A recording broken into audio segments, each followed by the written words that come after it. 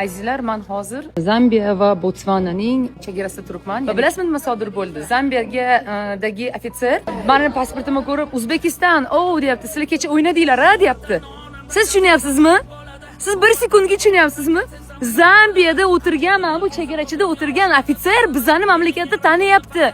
Ishoning, men 62 ta mamlakatda bo'lgan odamman va har gal O'zbekiston desa, qayerda u? Nima mamlakat bu? Qayerda joylashgansizlar? Sizlar tilinglar qanaqa deb mingta savol berardi. Hozir bizani odamlar tanishni boshlayapti. Va bu futbolning kuchi, azizlar, va bu mana shu jahon chempionatining kuchi. Biz jahon chempionatiga chiqganimizning o'zi muvaffaqiyat. Ana shuni o'zi g'alaba. Tushunyapsiz? Qolgani muhim emas. 34 yil davomida hech qachon O'zbekistonni eshitmagan bular, jahon chempionati futbolda ko'rmagan, eshitmagan. Vdrug bizda paydo bo'lib qolyapmiz. Deyapti, O'zbekiston nima mamlakat bu deyapti. Qidiryaptimi? Wikipediyaga kirib o'qiyapti. Hech bo'lmasa kirib bizning arxitekturamizni ko'ryapti. Vau!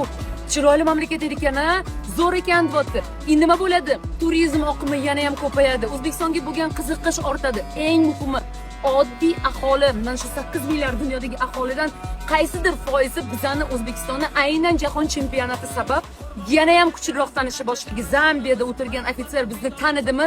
Men uchun allaqachon biz yutdik. O'yinning natijasi emas, muhimi biz ana shu darajaga chiqdik. Ya'ni mana degan mamlakatlar qatorida turib o'ynayapmizmi? Bizni tanishyapti.